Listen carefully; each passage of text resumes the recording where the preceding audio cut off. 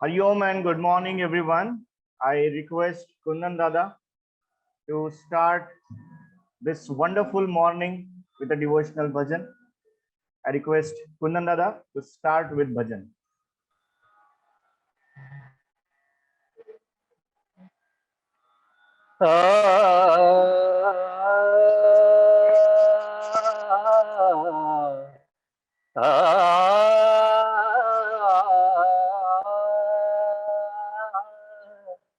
नाम तुझे बरवेगा शंकरा, नाम तुझे बरवेगा शंकरा, हर हर बरवेगा देवा, हर हर बरवेगा देवा, हर हर हर बरवेगा देवा, शंकरा शंकरा शंकरा, नाम तुझे बरवेगा शंकरा, नाम तुझे बरवेगा शंकरा, नाम तुझे बरवेगा शंकरा, गायिल्या ऐकिल्या होय वैष्णवागती, गायिल्या ऐकी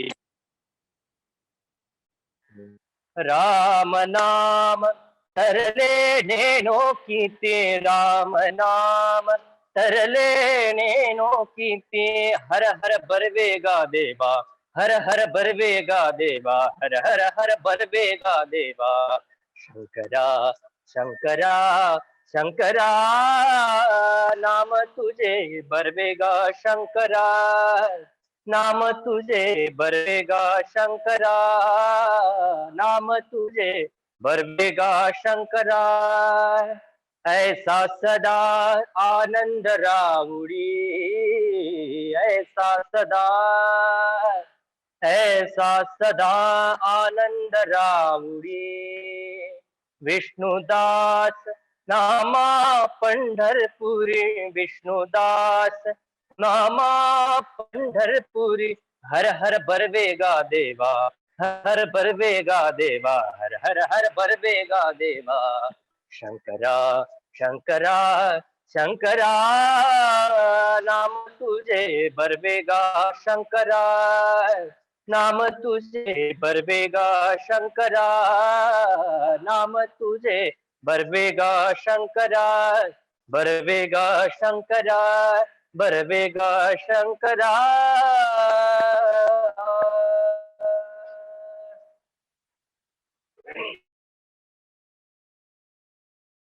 Special morning today. We are starting our chain of trainings, and to give a small introduction about the trainings what are happening, I invite our principal, Mr. Kishore Kulkarni ji.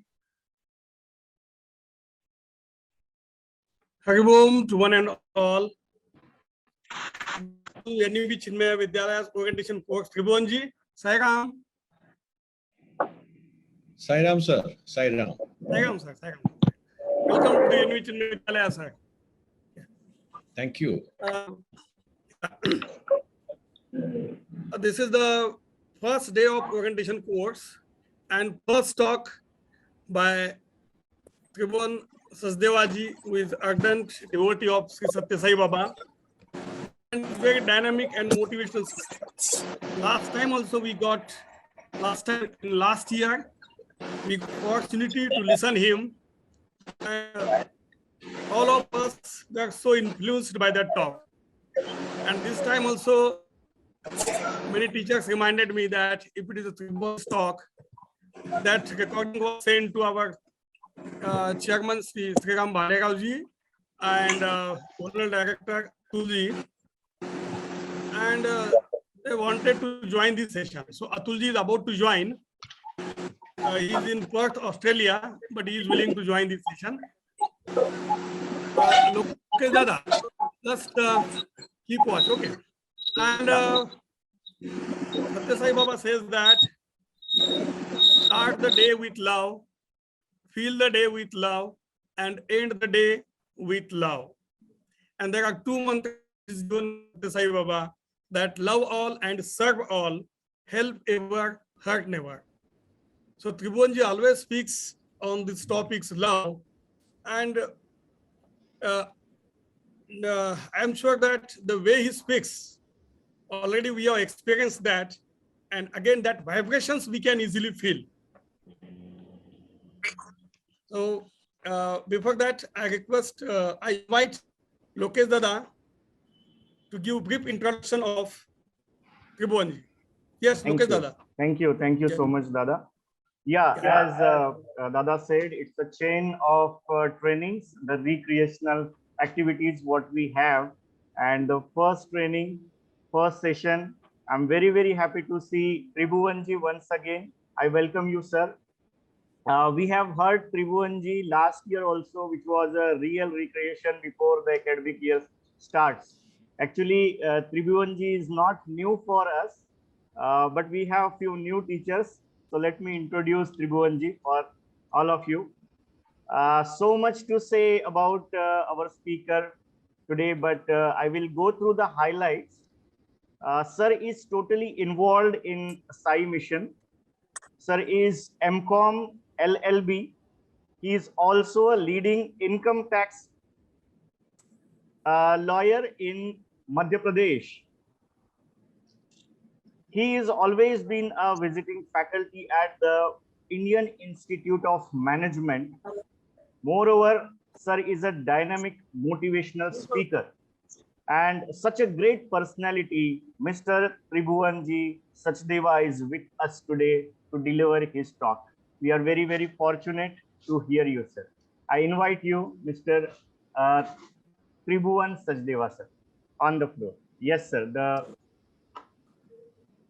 screen is Thank you. yours. If you want to share anything, I will give you the permission. Thank you. Thank Yeah. you. Shri Gurabhyo Namaha Hari Om.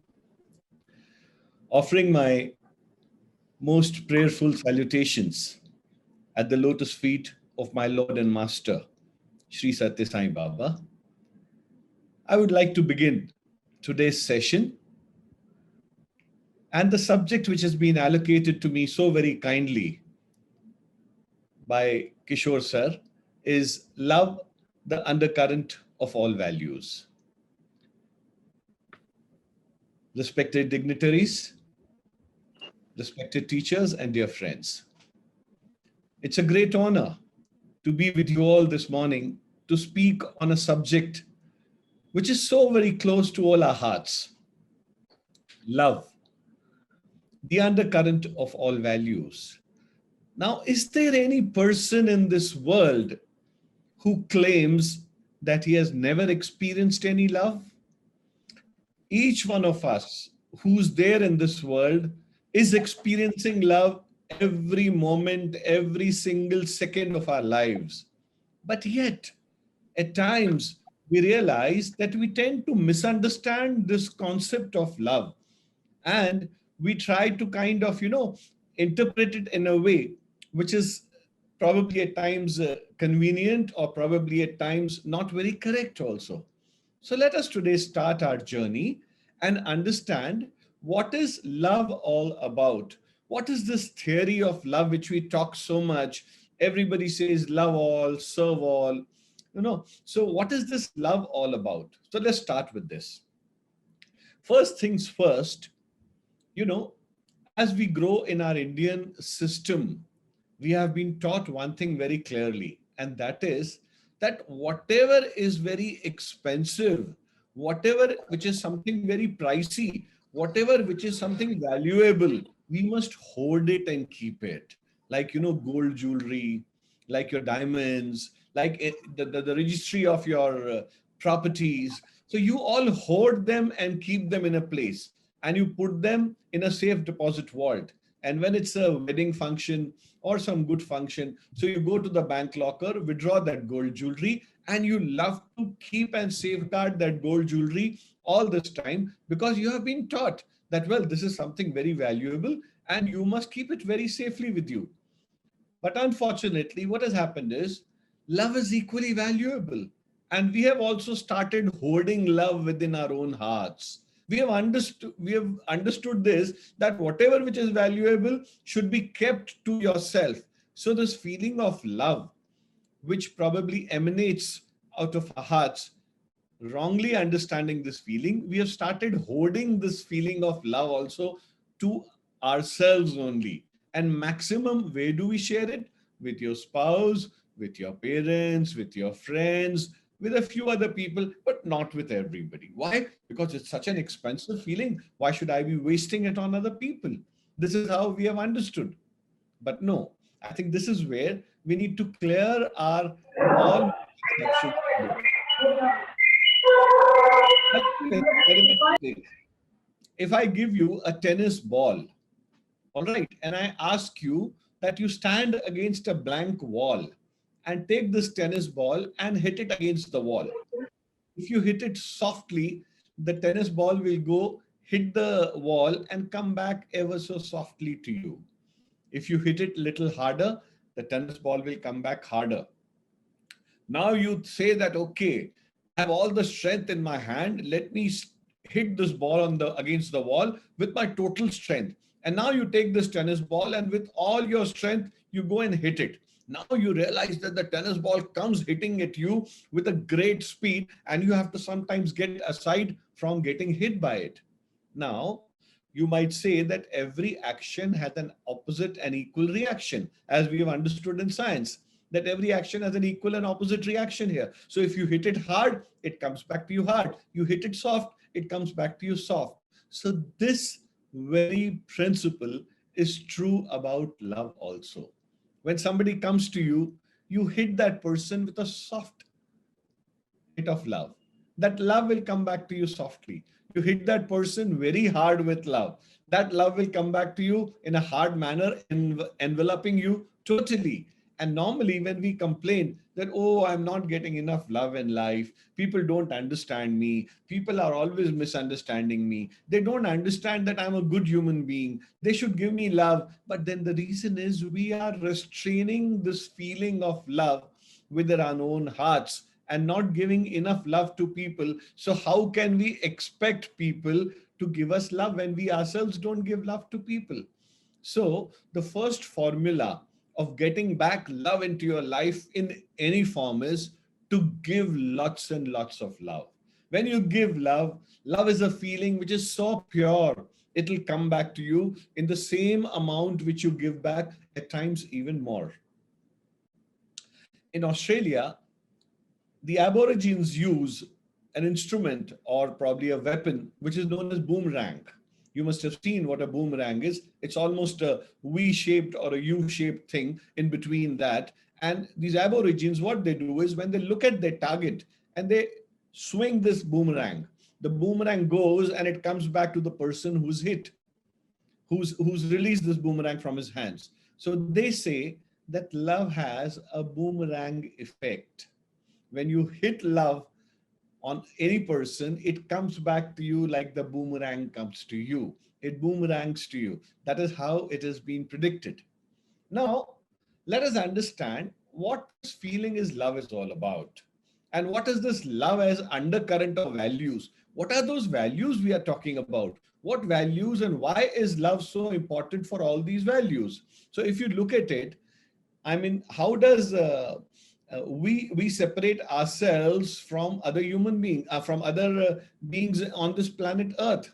How is it that we are separate from certain people who are not human beings? If you look at it from that perspective, so the only reason why human beings are considered superior than animals or other people is a simple reason that we follow values. We have been given intelligence. We have been given certain feelings which probably the animals are not endowed with. Now, if we have feelings, if we have intelligence, and we also understand what those values are, which we need to practice in our lives, let us quickly understand how does a human being become a better human being, a good human being? How does an ordinary teacher becomes a better teacher? How does a student becomes a good student? How does any individual become a good individual? You become a good individual only when you follow certain values in your life. And what are those values? Those values we can say are five in all, which probably engulf our lives. And those five values are First, I would rate Satya. Second, Dharma. Third is Shanti. Fourth is Prema. And fifth is Ahimsa. But having said it, even though the fourth value is love, but love is the undercurrent of all these values. So when you say Satya, it is truth. Truth is the basis of your lives. Unless and until you are truthful in your life, truthful to all the people around you, truthful in all your relationships, you will not be standing out amongst people. In today's Kali Yuga, where nobody seems to be following truth, if you probably are truthful, you will have a great value of your own. The next value we talk is dharma. Now, dharma is not Hindu dharma or Muslim dharma or Parsi dharma, Sikh dharma. No, it is not that dharma we are talking. The dharma here we are talking is the feeling of righteousness. In English, there is no equivalent word to the terminology of dharma. But yet, the closest word which comes to dharma is righteousness. That is, whenever you have a choice of doing a wrong or a right, you always take the right path. You don't take the left path. Okay. I have probably a fork where I stand. I have always to take an untruth or a truthful path. I take the truthful path. I always have a choice to take a right path or a wrong path. So I take a right path. The third one is Shanti, peace. Okay. So now this peace is another quality which will come to you automatically when you have truth and dharma in your life. And the last quality is ahimsa. I will talk to you love at length. That's why I'm taking on ahimsa, which is non-violence. And what is this non-violence about? Is it not hurting anybody by your actions? I think what we need to understand here is the ahimsa word means you are non-violent in your thoughts, in your words, and in your deeds. These are three things where we have to be non-violent. Your first action, let's say you want to go and slap somebody. Now you will not go and automatically go and slap somebody. First, there'll be a thought in your mind that, oh, this person has hurt me. This person has harmed me. Okay. Now this thought process gets into your system, and that system gets into words when you get angry. And then the words probably translate themselves into action when you either push him or you slap him or you do it. So that's why non-violence has to begin first from your thoughts, then into your words, and then into actions. Then only it will be transmitted. So having said these five values of Satya, Dharma, Shanti, Prem, and Ahimsa, they say that out of these values, love is the undercurrent of all these values. So when we come, let us try to understand how love is an undercurrent of all these values, how love is the most important aspect of our lives. But before we go to that, one quick run through on the feeling of love. There's a question normally I ask my audience whenever I speak to them on this subject is, have they come across in their lifetimes any person who has never experienced any love? Have we come across any person in our lifetimes who has not experienced love? So the answer to that more or less is, so very difficult to say that. We have never come across any person in our lives who has not experienced love. Then my next question is, then what about these terrorists? What about these people who go around killing mindlessly? What about these people? So some of you in the audience only say, sir, they also have a higher purpose. At least they are made to believe that if they do this or if they do wrong action, probably they'll get a right result of that. But let us understand, a wrong action can never get you a right result, right? So having understood this, let us understand how this feeling of love plays a very important part in our lifetimes. One more question. When does a human being experience love for the first time in their lives? When does a human being experience love for the first time in their lives? So you want to experience that? Go to a hospital, go to a nursing home, and go to a ward where neonatal cases are being handled, where newborn babies are there, And you will see probably a scene, something out of the films, that a father is moving outside the room, outside the operation theater, because his wife is inside and he's worried about what is going to happen. My wife, is she going to be all right? Is my child going to be all right? And after 10 minutes or 15 minutes of wait, the nurse comes with a chubby baby girl in her hands and she says, Badhai ho, you have been blessed with a small little Lakshmi. Look, this is how she looks, so beautiful. And the man literally has tears in his eyes because he can see his flesh and blood in the hands of that nurse.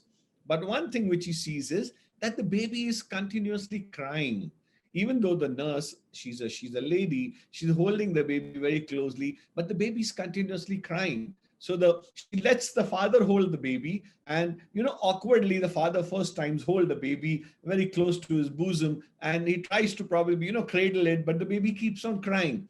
Then the nurse escorts the father inside the room where the mother is lying with a very tired but yet a very satisfied expression that a new being has come into this earth through the two of them. So the father experiences the first miracle of love here. The moment the nurse takes the baby from the father and hands it over to the mother, the baby, which was crying incessantly, the baby stops crying. Why? How? I mean, who taught her that this is your mother? Why is it that the baby who's crying incessantly, the moment that she comes into the hands of a mother, she knows this is my guardian angel, which God has sent, and the baby stops crying. The baby knows, she recognizes the voice, she recognizes the smell, she recognizes the touch, even though she's just been born, and she stops crying. So that is the time, the first time the baby experiences love, and the father experiences this miracle of love, that how the bond between the mother and the child is so strong that the child can recognize. Now, as the child grows a little bit, so there is another sibling in the family. The child gets to love, the child gets to experience love from the sibling. It could be an elder brother, it could be a younger sister, or a younger brother, or a young elder sister. So the elder child, if you will see, they may fight amongst each other, but they are very protective about the younger one. If one of these days you see that the younger one keeps crying with a torn clothes and comes and complains to the elder brother that bhaiya, somebody beat me up outside the house, and that elder child, who may be just a few years only elder, will take a stick in his hand and run outside to see who dare hit my younger brother. Now what is that? Is it anger? Is it a feeling of hatred? What is it? No, this is a feeling of love, the protective love which a sibling has for his younger brother. So, to protect from getting harmed, the elder brother is even going to go and risk himself so that nobody hits his younger brother or sister. So, first time you experience love is through your mother or your father. The second time a child experiences love is through your brother or your sister.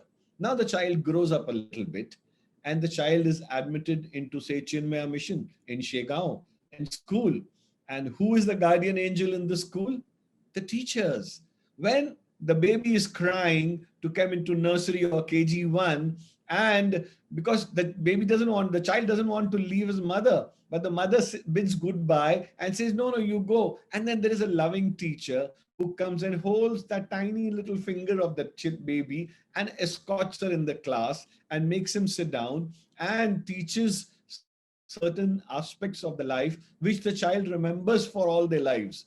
By the way, I had done an experiment once.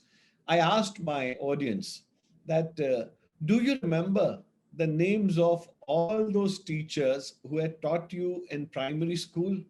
So everybody shook their heads. Yes, sir. We remember the names of that English teacher, the maths teacher, the sports teacher, the Hindi teacher, the English teacher. And as you say that, when you grow up, when I ask them, do you remember the names of your teachers who taught you in the college? So they have to think a little. Well, I do remember a particular professor in whose subject I was his favorite. So I remember his name, but I don't remember the names of all my professors. So why is it so that colleges are fairly recent and the primary school is much earlier. But why is it that human memory is always able to remember the names and recall the faces of the teachers who had taught the children? Because that was the third step. A child had learned about love, about confidence, about knowledge from their teachers, and being indebted for getting that love. The child always remembers all the names of the teachers who had taught them in primary school. That is the greatness of being a teacher. I tell you, this is one of the greatest perks a person can get, in teaching, that sometimes when you're going on the road and suddenly a child calls you from behind and you look back a little quizzically, not remembering who the person is who's calling, and that person comes and suddenly touches your feet. And he says, "Sir, you probably don't remember me, but you had taught me. And I still owe that thing to you, that you had given me certain good values. You had taught me certain good manners. You had also taught me about this, about that." So when you're going in a bazaar, in a market, and when a child comes and touches your feet and shows his indebtedness towards you, I think this is the greatest perk a teacher can have as a shikshak or as a guru when they are teaching the children, because this is something which not everybody can gain. So as the child grows in life a little bit more, so he's experienced love of mother, father, love of sibling, love of teacher, and then the next form of love is again something on which your whole lifetime revolves around. When the student starts going into a little higher class, he gets into love with what you call friends. He makes some friends. And now, what do these friends do? These friends become a lifeline for all of them. Isn't it so? Don't you remember the friends you had made in your school times? Most of us, we still have and we still remember all the friends we had made in our school times. So, this friend is someone who gives you love, who shares love, and he teaches you a little bit about love, how to be unselfish, how to share his pen, how to share his pencil, how to share his eraser, how to share his food sometimes with you, which he has brought from home, and a bond is created. So you have again experienced yet a different form of love when you are going to the school. And as you grow, probably, then you get into college, you fall in love, you get married. So you follow, you experience yet another form of love. After being from mother, father, from sibling, from teachers, from friends, you probably experience yet another form of love, which is from your spouse you experience. And this form of love is called anuraga. You experience this anurag, this feeling of anurag. This is something, when we are teenagers, we are very confused about it because we find it so interesting in all the Indian movies, especially the Hindi movies, which you see. You always find that the hero is chasing the heroine around the trees, and even you want to do it, which is a very impractical thing because it will make you really tired if you're going to run around the trees. So there could be a better way of doing things in life. But yes, when you experience this form of love, this is a fifth form of love which you experience. Now, there is an abstract form of love which is there hidden in your heart. It doesn't come out immediately. And what is that form of love? You can't see it, you can't visualize it, but you feel it. And that love is, that abstract form of love is love for your nation, love for your country. What you call it is patriotism. That feeling, the strong feeling of being a nationalist. If you hear that China is going to attack India, you want to probably, take a gun in your hand and go in the front. But you realize that, well, I'm not capable of that. I'm not fit for that. I've not been trained for that. So what could I do? So let me go on a fund saving drive. Let me save some money. Let me donate it to the Prime Minister's Relief Fund. Let me give it to the Army Fund. Let me try to do whatever I can do for the nation. That love for your country, it surges in your heart. So this is yet another form of love which a person experiences in their lifetime. And last but not the least, and probably the most important form of love. Not everybody is lucky to experience it, but yes, in our lifetimes, we do experience this love sometime or the other. And this love is, again, an abstract form of love, but it is the closest to your heart. And this is love for God, or I call it love for values, if you can say it. Because there are certain people I met across, they said, Sir, I don't believe in God. So would I never be able to feel this love for God?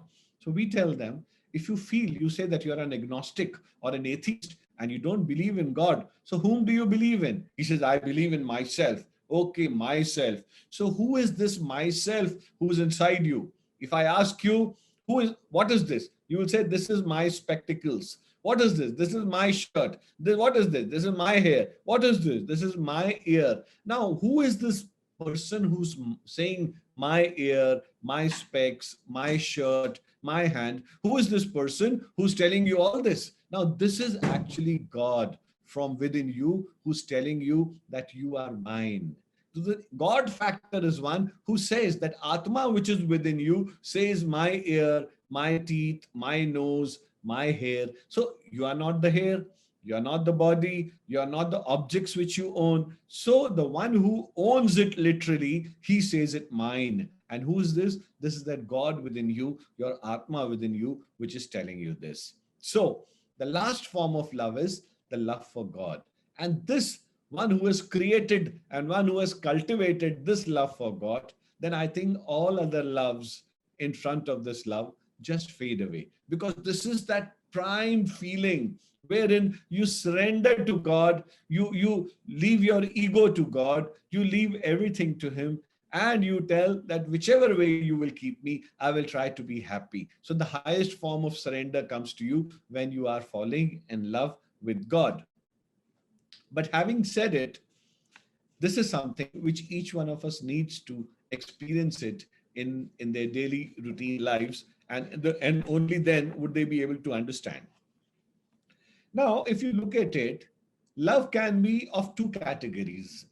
If somebody wishes to define me, love also can be defined in two ways. One is the lowest rung of love, and one is the highest rung of love. But the lowest rung of love is also love, and the highest rung of love is also love. So, what is the lowest rung of love, in your opinion? If I ask you, what is the lowest rung of love? And if you can give me probably an example, if I ask, who could be an example of the lowest rung of love? And who could be an example of a highest rung of love? So we'll have to think a little bit. And since we are online, it's not a two-way dialogue which can be created. So to cut the suspense short, if you ask me, in my own humble opinion, what is the lowest rung of love and who represents it? So I would say probably maybe a Hitler could be a lowest rung of love. So you will say, what, sir? What are you talking? How can Hitler propagate love? That man was crazy. He was mad. I mean, he killed so many people in this world. He killed Jews. I mean, he was responsible for genocide. He was responsible for Second World War. But we don't forget that patriotism for his country, that misplaced love for his country, what they call fatherland there in Germany, as we call motherland to Mother India, that was misplaced. He probably thought that mine is the only place and this is the only way it should be done. So going for the love for his country and his nation, he went around creating destruction, not realizing what he was ending up into. So I call him at the lowest rung of love. But then if you look at it, what is the highest rung of love? So the highest rung of love, an example could be someone like a Jesus Christ, someone like a Ramakrishna Paramhamsa, someone like a Vivekananda. These are the examples of highest rung of love, wherein these people, they gave up their lives for love. They lived their lives for love. They were the walking encyclopedia of loves. They taught people in a different way. When Jesus Christ was questioned by the Roman Empire, and they say that you are the Son of God. If you say and deny this factor that you are not the Son of God, we'll let you go free. But then he said, no, I will not say that I'm not the Son of God, because each one of us is a son of God. Each one of us is a child of God. That is what he said. And to teach the lesson of love, he gave up his life. So he becomes the highest rung of love. Now, you might say that, sir, Jesus Christ is another extreme. Ramakrishna Paramhamsa is on a higher pedestal. Probably a Hitler is again down below. give us an example more closer to it. So they say the lowest rung of love we feel in our everyday lives. I'll repeat. All of us are following the lowest rung of love in our everyday lives. And what are those love factors which we do? Those people who are attached with animals, like for dogs, for cats, for horses, that is love. All right. But that's a low rung of love. I mean, but there are people who don't even love animals. So what do you call for them? But those who love animals, they say, well, you are on a low rung of love, but yes, you have begun your journey. Then there are people who love human beings. Like what? How human beings love each other. You love that, okay, she's my teacher, she's my wife, she's my sister, she's my brother, or he's my brother, he's my friend. So you relate. So you love only those people who are around you. So those whom you love who are around you, and those you love who love you back, are again coming into the category of a low rung of love. And then there are those who are very badly attached with their worldly possessions. So what do you call? They say those who are attached very badly with their worldly possessions, even even they have begun their walk towards love, because even though they may be attached to their worldly possessions, but they've started experiencing a little bit of love, even though it may be with things, which is the lowest form of love. And those who have a lowest form of love probably would have to go through this feeling to go to love animals, then go on to love human beings. So when this kind of a feeling comes through, your journey is moving upwards. And as you move upwards into your journey, you realize when the highest rung of love, what do you do? Probably when you reach the highest rung of love is when you realize that love is just not a relationship anymore. You start loving people around you in spite of their faults. Love becomes a state of being for you. You are constantly in love. Then the spiritual heart blossoms within you, and your love becomes a state of meditative or unconditional state of love. This is where you experience the highest form of love. And then, to experience the highest form of love, you have to first experience the lowest form of love. That is first going with your worldly possessions, then going on to animals, then going on to love the human beings around you, then going on to learn expanding your uh, features by loving more and more people, and then going ahead and then loving everybody around you. Now, we spoke about the five values. The first amongst them was truth. They say the underlying factor of truth is also love. So they say love as speech is truth. Love as speech is truth, which means to say that if you get love in your speech, when you speak to people lovingly. I remember of a saying of Sri Satya Sai Baba, which he would remind us very often, and all of us try to practice it in our everyday lives. He would say us, you may not be able to oblige everyone, but please speak obligingly. He would always repeat, you may not be able to oblige everyone, but speak obligingly, which means to show that your first journey of love begins with sweet speech. And normally, do we lose the sweet speech sometimes? Yes, we do. When we are angry, we speak nonsense. We lose our temper. We speak all kind of things. So that is where we have to learn to control our speech first. And they say that love as speech is truth, which means to say that when love is emanating out of you, so whatever you speak, it becomes the truth. Aha, what a statement. When love is emanating out of you, so whatever you speak will become the truth. How do you experience that? In our stories, we hear that there is a particular sadhaka who goes on a riverside and he prays to God. And then for that 1 minute, God appears before him and asks him that, ask my child whatever boon you ask. and God is emanating that love, and in the movies they show that beautiful golden rays are emanating out of God, and the devotee is engulfed with both his folded palms. He says, God, I want to do this XYZ, whatever he says, and then God says tathastu, and that tathastu he says. So what gives that power into the speech? Because God is emanating that love. When he's emanating that love, whatever you ask for, whatever he gives, would probably, whatever you will do, will come through. Okay? So I'll give you a live example of this, which I have experienced in my lifetime, how I had seen it. Long time ago, I remember Sri Satyasai Baba. I would like to relate a few examples out of his life, because he's been not only my guru, my Lord, my master, but he has taught us the right way of walking, the right way of talking, the right way of leading our lives. So he started a super specialty hospital. And in that hospital, a dictum was given to all of us that any person who cannot afford any heart surgery should be sent to Puttaparthi and should be directed to Puttaparthi, and their surgeries will be carried out free of charge for everybody.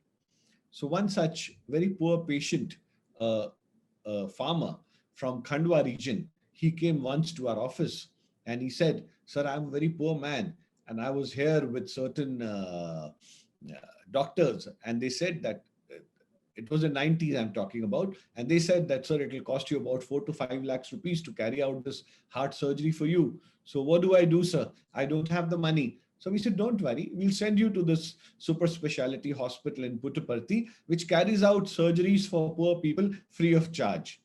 So he said, sir, but would I get cured? And would I have to pay any money, if not 4 or 5 lakhs? We said, no, you don't need to pay a single penny. What we'll do it is we'll write a letter. You will get a postcard which will give you a date of visiting there, and you reach there. So we wrote a letter for an appointment for this poor farmer. And within a month, he got a call that he can come to Puttaparthi to get a checkup done. And after, normally as was the way, after a checkup, the patient was sent back, and then he was called again for surgery on a given date. When the poor patient reached there, the doctor who was looking at him, who had a look at him, he said that, well, your heart is in a very advanced stage of problem. And if I send you back and call you after a month, there is a good possibility that you may not survive. So what I do is that for this next 1 week, all the surgeries are booked. So what I request you is for 7 or 8 days, you stay in Puttaparthi, be here, and on the 8th day, you come and meet me. I will operate on you free of charge.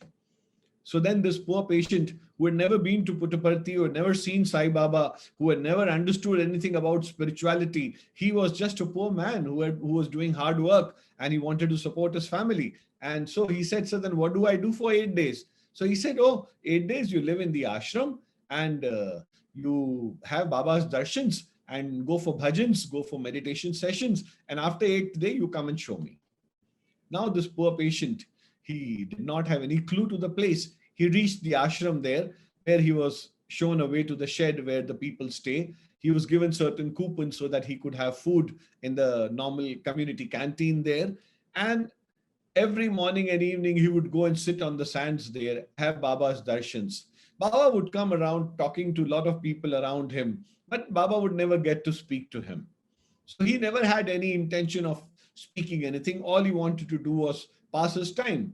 Then as the 8th day drew nearer, he realized that his heart was giving him trouble. So on the 8th day, when the day he was supposed to go and report to the surgeon in the hospital, he got the front row to sit for darshans. When he sat there, Baba came out, and as Baba was passing by, he stood on his knees and said, Baba, aaj meri surgery hai. In Hindi, he spoke to Baba and he said, Baba, today it is my surgery. So he thought Baba will materialize some vibhuti for him, or probably bless him, or give him blessing that, go, your surgery will become okay, kind. He expected something. But Baba looked deep into his eyes. And then Baba said in Hindi, जिसको मुझ में विश्वास मैं उसके लिए मंदिर बनाया, जिसको डॉक्टर में विश्वास मैं उसके लिए हॉस्पिटल बनाया. Now imagine a poor patient, a humble farmer who had no clue for any spirituality or surrender or guru or anything. The first dialogue he speaks to Baba is कि Baba आज मेरी surgery है, and Baba says जिसको मुझ में विश्वास मैं मंदिर बनाया, जिसको डॉक्टर में विश्वास मैं हॉस्पिटल बनाया. Now the $1,000,000 question is, what does this poor man do? Should he go back to the hospital where the doctors have given him time, or should he, in those 8 days when he experienced Baba's love by only having his darshans, he should go inside the mandir? Now, obviously, what you and I would have done, we would have marched straight to the hospital, because that's what is the common sense which tells you. But no, this man said, for 8 long days, I have been having Baba's darshans. And from all the people I'm talking and hearing about Baba, they say that he's really the greatest of gurus who has come onto this earth. He's the greatest of gods who has come onto this earth. Whatever you pray, you receive. So why should Baba tell me कि जिसको मुझ में विश्वास मैं मंदिर बनाया? So instead of going to the doctor, this man went inside the mandir for bhajans. He gave up his chance. He did not go to the doctor, and he lost his appointment. Now, what did he have to gain? Nothing. Love as speech is truth. Now, for the next 5-6 days, all this man he did was have Baba's darshans, go inside the mandir, come out. Go inside the mandir, go sit for bhajans. There was a statue of Lord Krishna there giving the Gita Gyan to Arjuna. There were statues of the Dashavatars of Lord Vishnu there. He would have darshans of everybody, statue of Shirdi Sai Baba, statue of and the photographs of Satya Sai Baba in the mandir. He would go there, bow every day. And on the 6th or 7th day from that incident, his condition started to deteriorate. Obviously, you would say. Then suddenly, as he was going to the canteen to have food, the doctor came across to him and he recognized that man with his tattered clothes and that typical look on his face, wearing that Gandhi topi, which normally in Maharashtra and Madhya Pradesh people wear. So he asked him, why didn't you come? I had sought time for your surgery. What happened to you? So this guy said, sir, Baba told me something. So I thought, let me rely on Baba's word. So I did not come. So he saw at his condition and he realized this man can go away anytime. So the doctor said, it's better you come. I will give you another date. You come. Baba will give you blessings. Don't worry. But that's why Baba's opened the hospital. So he took him with him in the car to the hospital. And there he checked on him once, twice, and thrice. And to the doctor's utter surprise, that man seemed to have no problem in his heart whatsoever. And the doctor said that, my dear person, you have been cured with the grace of your Baba. He said, how is that possible? He said, what did Baba tell you? Now the doctor got inquisitive. He said, Baba told me, agar tumko mujh mein vishwas, to main mandir banaya. Doctor mein vishwas, to hospital banaya. So now here, love as speech is truth. Baba was emanating love for that poor man. And his speech was truth. कि जिसको मुझ में विश्वास मैं मंदिर बनाया, जिसको doctor में विश्वास मैं हॉस्पिटल बनाया. So that poor man with no background whatsoever went inside the temple to have darshans of Baba's photographs and murtis and everything, and came back cured fully. And this man came to us. He went to the doctor at Indore also, who told him that whoever has done this surgery has done a wonderful job. You have no sign of any blockage, and I don't see any sign of any cut. So how did you get cured? Now, how do this poor man go and explain that a miracle of love had literally taken place, which had cured him out and out? This is what love as speech can do to you. Then the next thing, if we go down to the next value, it says, love as action is dharma. Now, what is dharma, which I explained to you? That is righteous action. When love emanates in all your actions you do, okay? When love is there in all your actions you do, you will end up doing righteous things only. You know, why do we do wrong? We do wrong things in our lives because love is not in our action. When love is in your action, you will end up doing only good things, the right path. You will always take the right path. So how do we inculcate this love in action? So I'll give you a small example of how love in action can lead you to create. why I'm relating to you certain stories, because these principles which I give you, these are heavy principles. You may not remember all the principles which are told you about this, but you will remember the story. And when you remember the story, you also remember the principle which was given to you behind this. So the second principle we are talking here is love as action is dharma. I was a very small child. I was about 12 or 13 years of age. And at that time, my father had become newly a devotee of Sri Satya Sai Baba, and he had joined his organization, just as you have a Chinmaya mission school running all over in so many places in India. We have different schools like Satya Sai Vidyalaya running in the length and breadth of India too. So there are certain organizations. What you have is Bal Vihar, we call it Bal Vikas. Similar kind of things which are there in Chinmaya Mission. There are a lot of similarities between this. You have a Gita Jnana Yagnam. We also have those kinds of things wherein the spiritual bent of mind is cultivated with people. So having said it, my father had just joined Satya Sai Seva organization, and being a Seva organization, an activity was there, and that was called Narayan Seva. Now, what was this Narayan Seva all about? Normally, you have a lot of poor people. You go in any city, those beggars who do not have something to eat. So Baba had started a program. He said, don't call it poor feeding. When you call it poor feeding, it is your feeding which becomes poor. Call them Narayan Seva. That is, try to see the Lord Narayana in them. How, if Lord Narayan is to come to your house, how would you feed him? With all your delicacies, with all your love, with all your affection. So once a week on a Sunday, you must go for Narayan Seva. And how did we do Narayan Seva? A, some of us who were devoted to Baba or members of the organization of Satya Sai Seva organization, we would prepare food packets in our house. And what were those food packets? Those food packets would be 4 chapatis with rolled in aloo ki sabzi, the potato sabzi, and we would roll it and bring it. And then all the rotis would be put together. All the potato vegetable which was cooked by everyone put together, they would be mixed. And then we would serve all the poor patients. We would call them in a line and serve them. But then we realized that when we started serving, the number of people grew more than what we were doing. We were taking food for about 100 people, about 15 or 20 families. Then we realized there were 200 people, 300 people, 500 people coming. So then we realized that we must go down in our colony and request people that on a Sunday, we will come between 11 and 12. You kindly keep 4 chapatis and aloo ki sabzi ready and wrap it in a piece of paper and give it to us.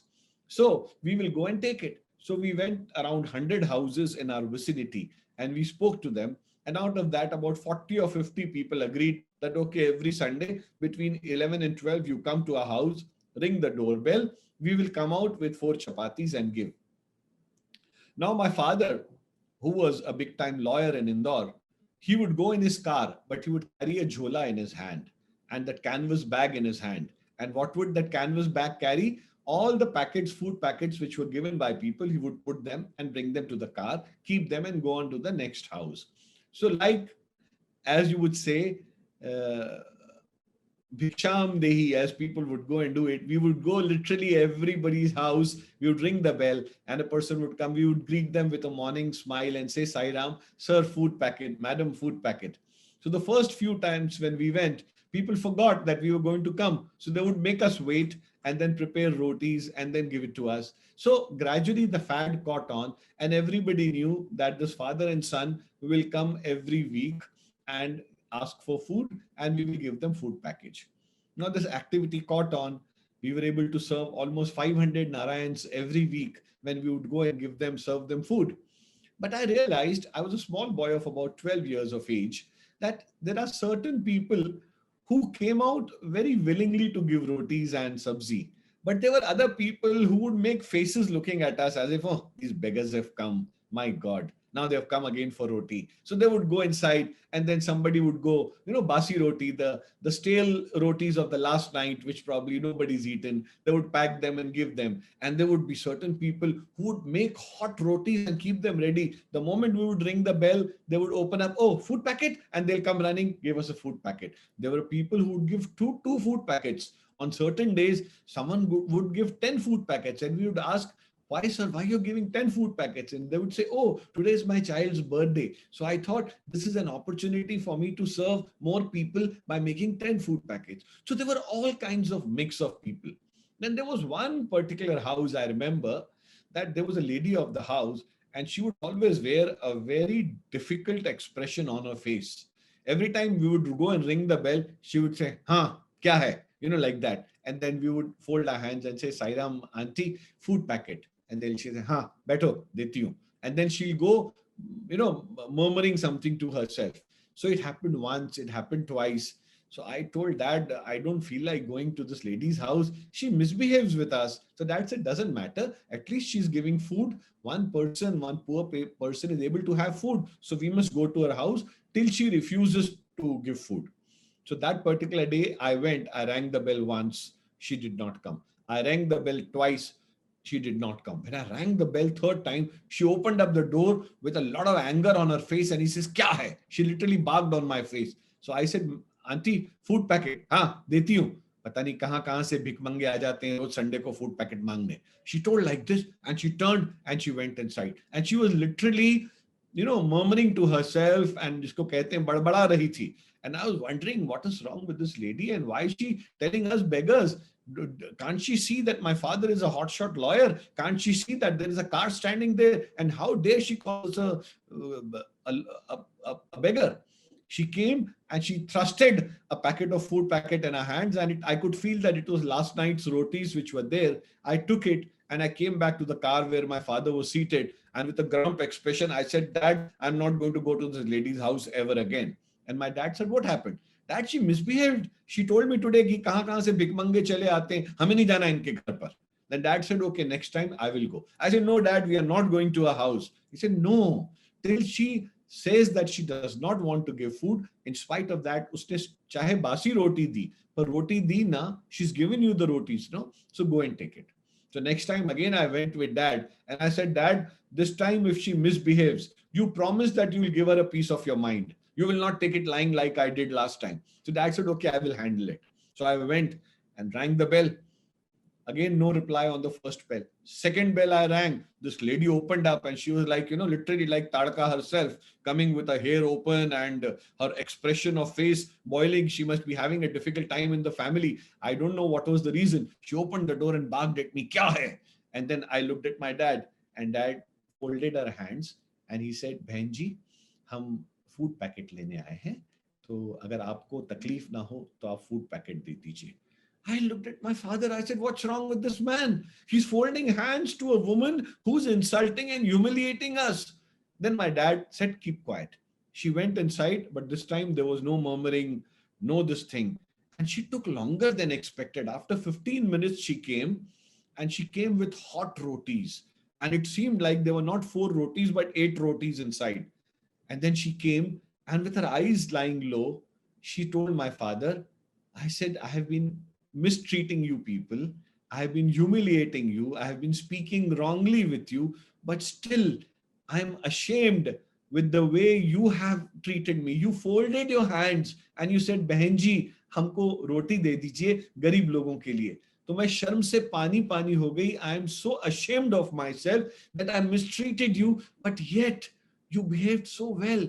And I am promising you that next time you will not have to wait for me and not 4, but every time you come, I will make 8 rotis and give to your son." And then she looked at me very lovingly and she said, "Sorry, beta, I was a little upset with my family.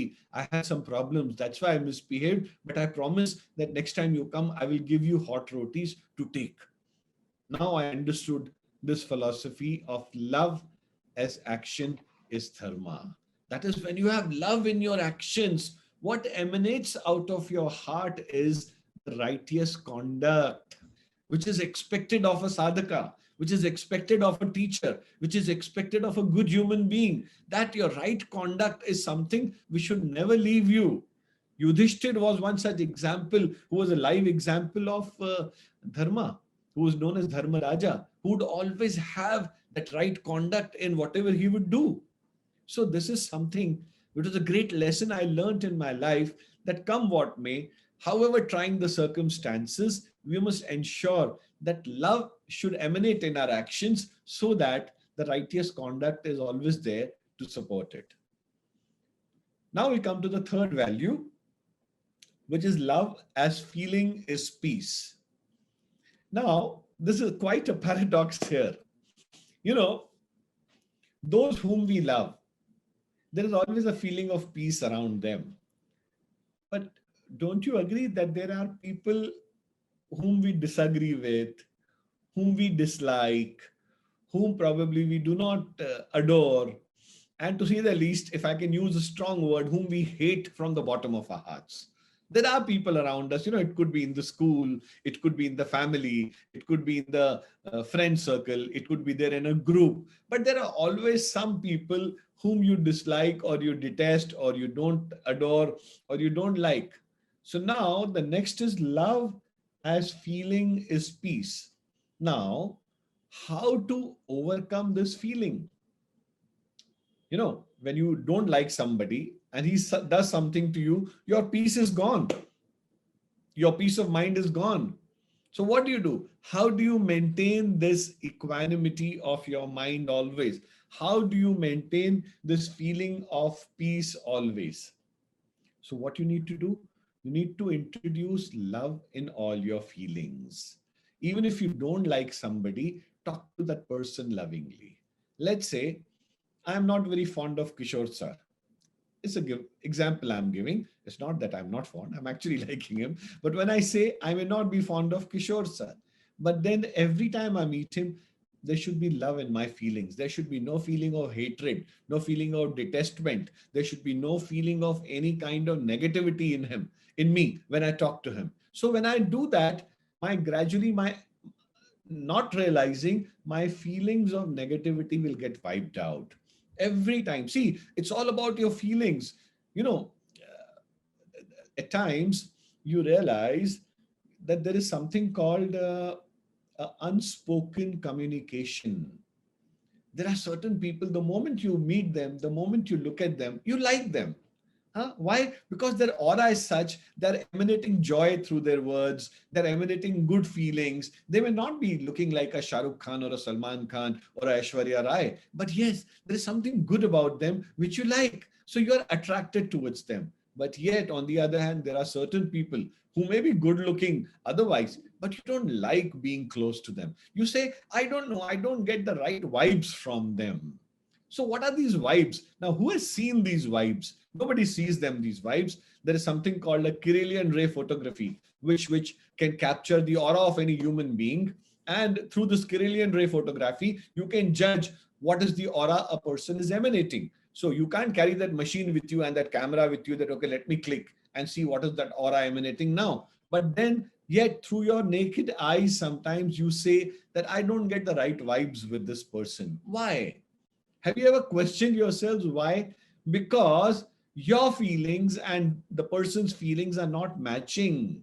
Why? Because you are also thinking negative and he's also thinking negative. When both the people are negatively thinking and giving wrong feelings to each other, how will your vibes match? I'll give you again a very beautiful example. Again, a small example from my own lifetime, which we had understood and gained and seen, and which talks about love as feeling is peace. This is something very practical. I remember when, again, I'm talking about my father's experience, who's been like a guide and a guru to me, who has literally uh, inducted me into spirituality and into the worldly sense of knowledge also, being my guru, which he is. Once he had to attend a conference of Sri Satya Sai organization in Andhra Pradesh. It was an all India conference in a very remote place called Rajamundri. Some of you may not have even heard the name of Rajamundri in Andhra Pradesh. Now, being in Indore, in those days in early 70s, and there were no trains, there were no airplanes, there were no buses plying from one state to the other. There was one lone meter gauge train which would start from Jaipur, and it would go right up to Sikandrabad. It would halt on the way to Indore, and then we would take that train, go to Sikandrabad, stop in Sikandrabad, wait the whole day. In the night, you would get a Venkatadri Express to go to even a place like Puttaparthi, which would take you early morning. So it would take us good 48 hours to reach even a remote place like Puttaparthi. Now, Where do you go? To Rajamundry. Now they realized that the state of Madhya Pradesh had a good crowd of 20-25 people. And in those days, the railways used to give you an amenity wherein you could book a bogie, a railway coach for yourself. And in meter gauge, as it is, there were smaller coaches with smaller seats. So they booked a whole coach because they had to go right up to Rajamundry. And they said, we'll book a coach and this coach will take us to Sikandrabad. From Sikandrabad, this coach will get connected to another train and that train will take us to Rajamundry. So they had an uneventful journey, a long journey to Rajamundry. So after the conference got over, they were coming back. As they started their journey from Rajamundry in Andhra Pradesh, they realized that on all the stations which crossed after Rajamundry, there were a lot of these Mohammedans who were there on the station. And how you could make out they were Mohammedans? Because they were wearing those skull caps, the ladies were wearing burqas, and with every passing station, the number of Mohammedans grew.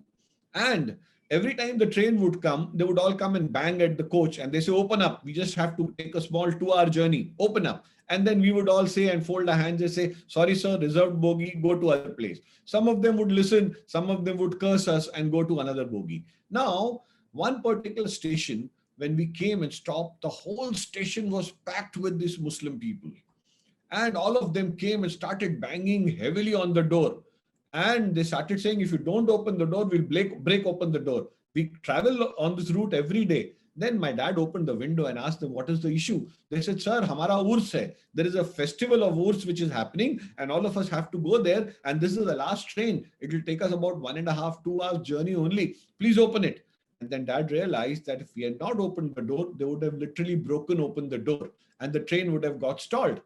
So my father immediately signaled that he opened up a window and he realized that if he opens the door, the whole crowd will come running onto him only. So he said, let one person come inside and open the door for you. So that one person came through the window, he came there and opened the door. And the moment he opened the door, instead of 25, 30 people which we were sitting, close to 100 people entered. Now you can imagine that close to 100 people sitting inside a bogie. It was more or less like, animals being stuffed in. Now they all came and they said, hey, shift ho. And then they came and sat on our berth. Some of them sat on our luggage. Some of them sat on the floor. And they all sat and they were all looking at us, with a lot of wrong feelings and bad feelings. And then there was a leader of their group. He was sitting there with a taweej around his neck and on his arm and everything. He came and sat near my dad. And then my dad started a conversation with him. The first, he refused to even talk. My father said, क्या बात है भाई, आप लोग काफी परेशान थे यहाँ स्टेशन पर, क्या हो गया? So he said, हमारा उर्स का फेस्टिवल है, हमको पहुंचना है, 2 घंटा लगेगा और इसके बाद हमको शाम को वापस भी आना है. अब ये अगर हम मिस कर जाते ट्रेन तो हम लोगों को और कोई ट्रेन नहीं मिलती और आप लोग दरवाजा नहीं खोल रहे थे. Then dad explained to him that we have started from Indore and we had to come to Sikandrabad. From Sikandrabad we went to Rajamundry. Now from Rajamundry we are traveling here on this route for the first time. We did not know about your festival. We are sorry we have caused you inconvenience. Then father spoke to him lovingly, nicely. Then after that they realized that they seemed to be thirsty. And then they said, अगले station पे मैं station से उतर के पानी देता. Then dad signaled some of the younger people there. He said in those days you used to take those mud surahis with you, जिसको सुराही बोलते हैं, वो मिट्टी का बना होता है. So that surahi he brought, he opened up that plastic glass, he gave them, he offered water to everybody and that surahi got emptied. So he said, sir, आप क्या पानी पियेंगे, आपको तो बहुत आगे इंदौर तक जाना है. He said, doesn't matter, in the next station we'll pick it up. Now this Muslim guy opened up with dad. Then he said कि आप राजमुंद्री क्यों आए, आपको तो हमारी तेलुगु भाषा भी नहीं आता, आप तो हिंदी में हमसे बात कर सकते और बाकी लोग तो बात भी नहीं कर सकते हमसे. He would talk in that Andhra mixed Hindi which he knew. Then father said that we are devoted to Satya Sai Baba, so we came for this organization meet. He said, अरे मैं भी साई बाबा का devotee, मैं शिरडी गया, वहाँ मत्था take करके आया उनकी समाधि पर. And this is how they started talking. Now after some time we had some sweets with us. So my father opened up those sweets and he offered those sweets to them. So first they would say, no, we will not have sweet. Then father said, ये sweets है, ये हम लोग जब जा रहे थे तो हमको सब लोगों के conference में दिया, आप लोग भी खाएंगे, आप हमारे भाई जैसे हैं, हमको अच्छा लगेगा.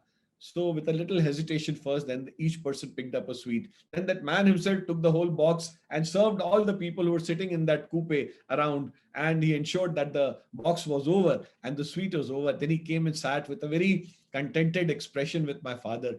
Then they spoke about spirituality, about how they look at God and things and many things. And the conversation went on for an hour. And before long, they realized that the station has arrived, and by which time all that animosity was gone, that fear feeling was gone, that feeling of hurting somebody was gone. And when that man got up, what he did was he hugged my father twice, thrice, like they do it on a Eid.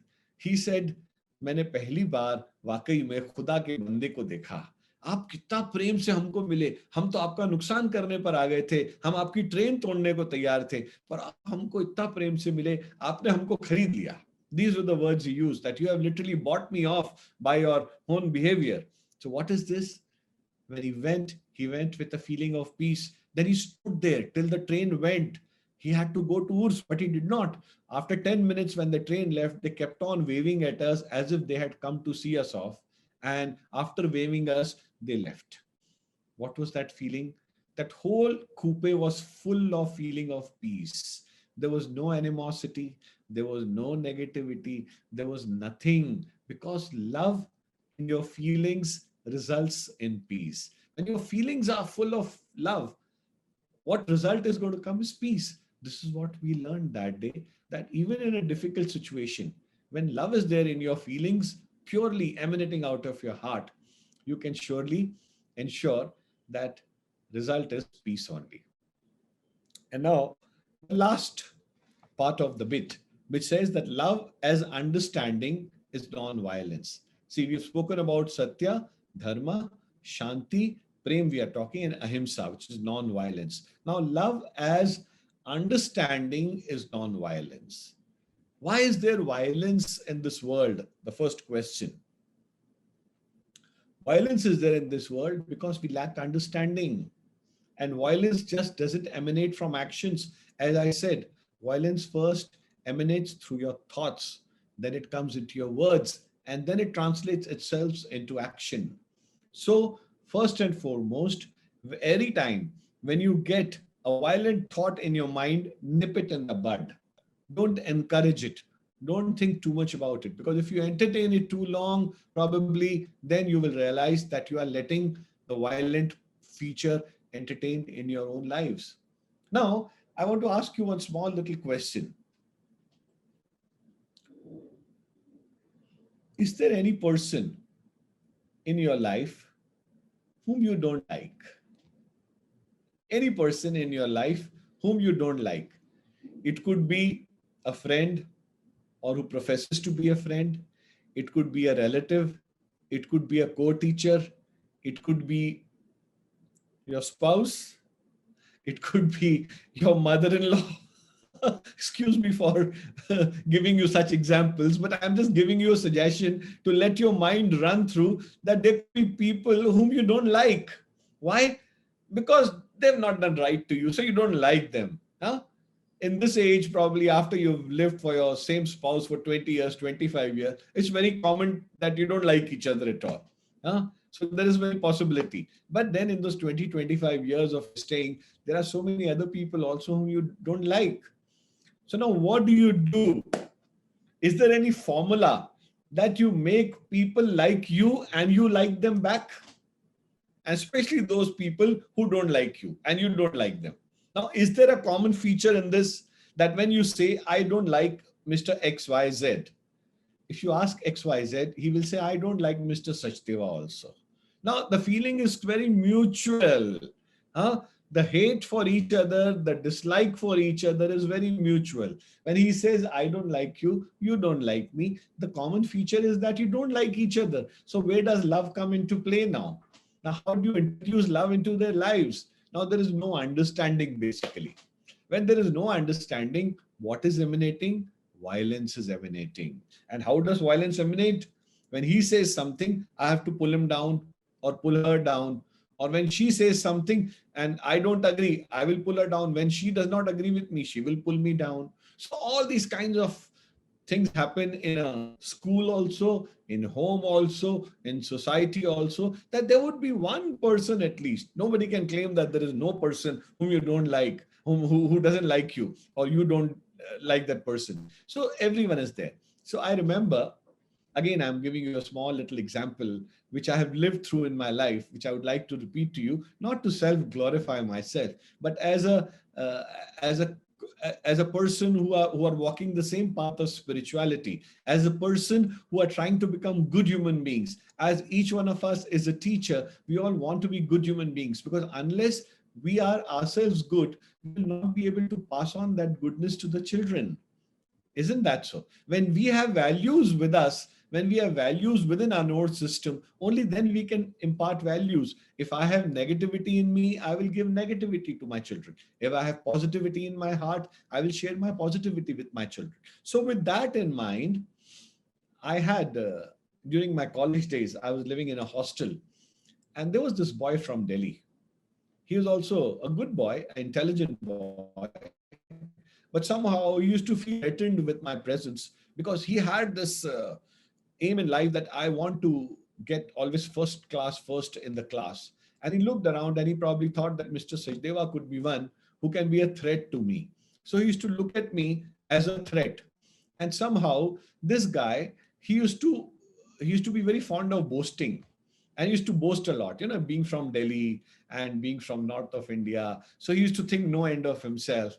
And I had one mistake in me, that every time he would be boasting something, I would go and puncture him. I would go and say that, reveal the truth. Like, his elder brother was a good friend of mine, whereas this guy who was in my same class, he was not a good friend of mine. In fact, we never used to like each other. If we would even cross each other in corridor, instead of greeting each other with Hari Om or Sai Ram, we would look this way, he would look that way. So the moment he would come, we'll say Daine Dekh. So I would look that side, he would look that side. So we don't even have to wish each other. So this is the kind of relation we had. So and this guy was used to boasting, and every time he would boast, I would puncture him and pull him down. So he used to hate me, that every time I'm trying to impress people with what a great person I am, what a great athlete I am, what a great student I am, this Sachdeva fellow comes through and he punctures me and tells the truth, and this is not like that. Like, one day he was boasting to some fellows, some students who were from Indonesia, Malaysia, New Zealand, and he was telling, next time you come to Delhi, I will send you my Mercedes to receive you at the station.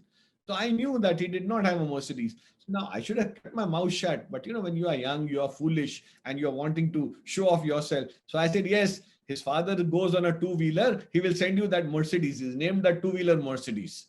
So that fellow got so enraged that how dare he talks to me like that. So this is the how we used to not like each other. So one day we got an interview with Bhagwan Baba, and he called us. And that day, the topic of discussion was non-violence. He spoke to us that how non-violence has to be practiced first in your thoughts, then in your words, and then in your deeds. If your thoughts are encouraging violent thoughts, you're bound to speak wrong. And when you're bound to speak wrong, you're bound to act wrong. So the moment you realize that your mind is entertaining violent thoughts, cut them there only. So we all shook our heads and he said, yes, Baba, we will try to practice. But then he pointed towards some of us and then he looked at me and he said, some of you, they don't practice non-violence totally. In spite of being near to Baba, they hate people. And then he looked at me and asked, isn't it that way? And I said, yes, Swami, because I knew that there was one person I did not like. But Swami said, from this moment itself, try entertaining good thoughts. Try entertaining feelings of love. Try entertaining and understanding other person's perspective. Don't judge him. Try to understand him. And if you can't understand him, just love him. Don't judge a person, Baba would say. That don't judge him as a good, bad, different, ugly, good looking. Don't. Just try to love him and try to understand his situation. So I said, Baba, how do you do? It is simpler said than done. Then Baba said, I have taught you all how to sit for Jyoti Dhyanam. So I'll just tell you what is Jyoti Dhyan. We were told as students that you must sit with your backbone straight, your neck straight, and you must keep a candle in front of your eyes, right at the spot of where your eyes are. And with your sit in a Chinna Mudra or in a Sukhasan. You can sit on a chair also, just as I am sitting right now, and constantly keep on gazing at the candle and let the candle come onto your eyes, and you keep checking it, keep seeing it, then gradually close your eyes. Now try to visualize that Jyoti with your eyes closed, and you'll be able to visualize it. With a little practice, you'll be able to do it. Now, once you do that, after that, imagine that the Jyoti is coming into your thoughts, and then say that now that the Jyotis come into my mind, my thoughts which will come in will be pure. Let the Jyoti come into your eyes and see that with my eyes, I'm going to see only good. Let the Jyoti come into your mouth, and probably you say that I will speak the truth.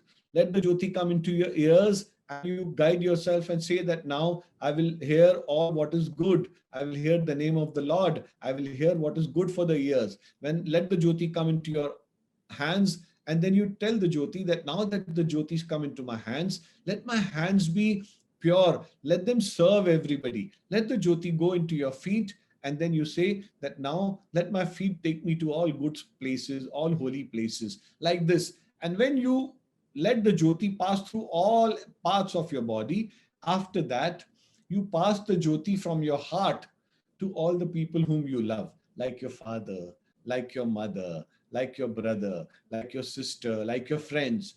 And in the end, pass this Jyoti into the persons whom you don't like. He says, see, I told you there are certain people you don't like. After that, pass the Jyoti. And then, as you're passing the Jyoti onto their heart, pass a feeling of love and say that you are also part of God, just as I am part of God.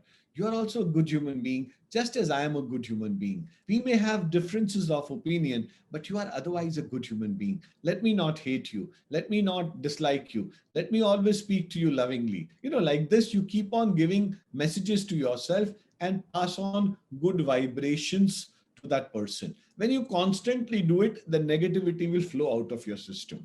So after having learnt it, I said, let me practice it now onwards only. So every evening, whenever I would sit for meditation, or every morning when I would sit for meditation, after the Jyoti Dhyanam was over, after I would pass on the Jyoti to all my loved ones, I would pass this Jyoti to my friend whom I never used to like.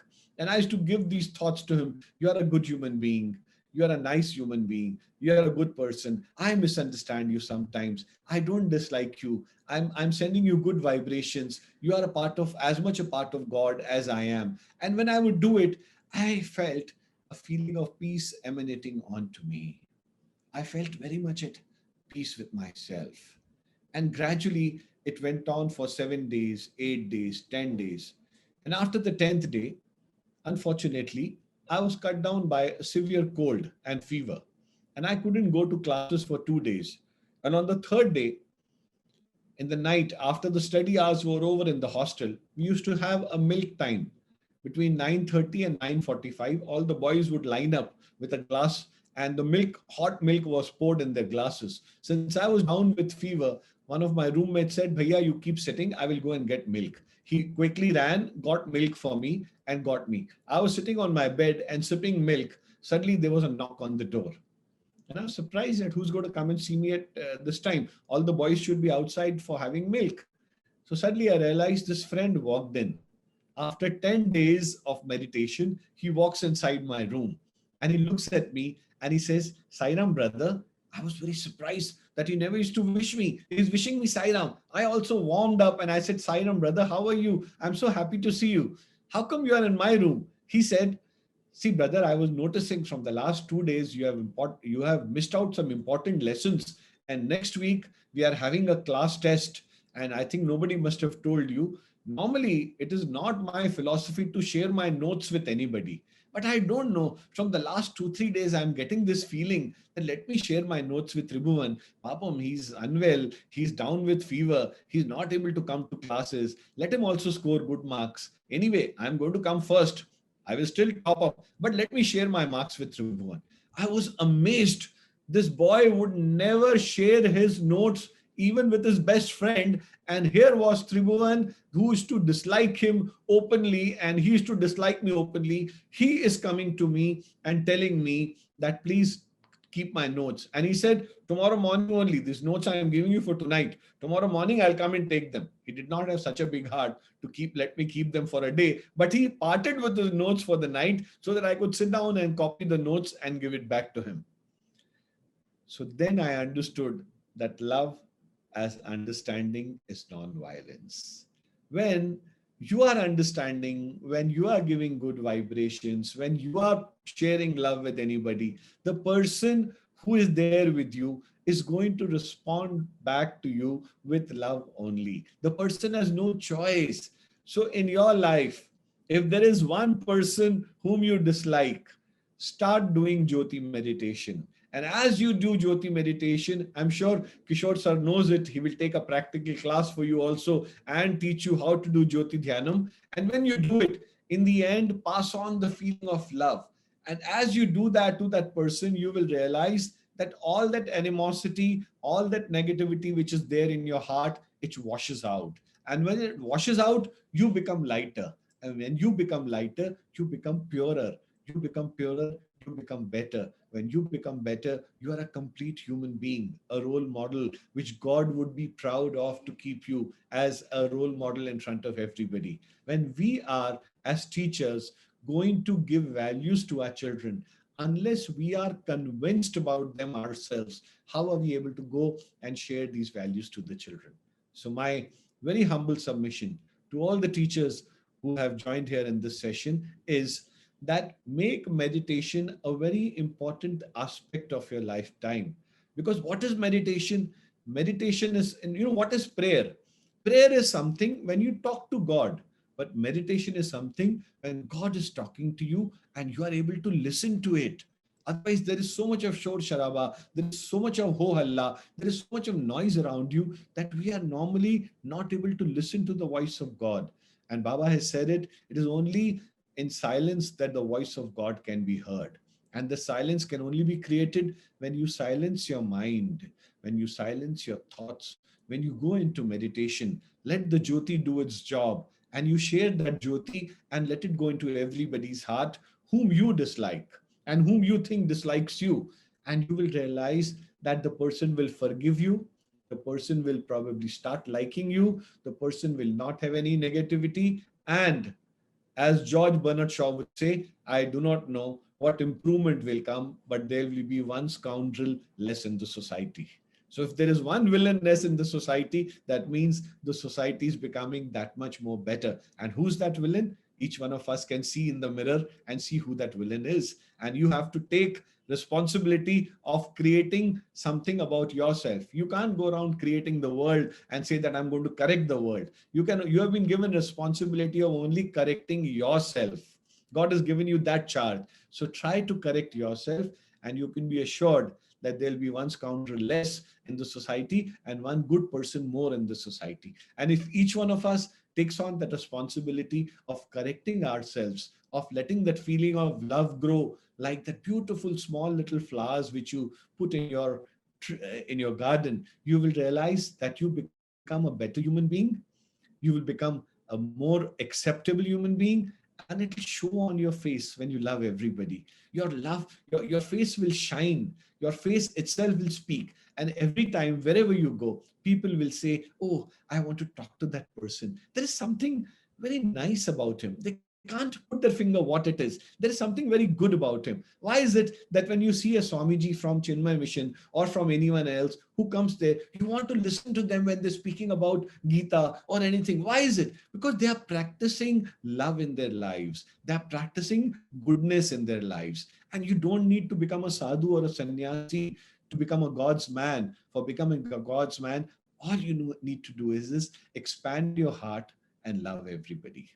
So I'm sure with this little time which we had with you, I hope I have been able to do justice with this very deep subject of love.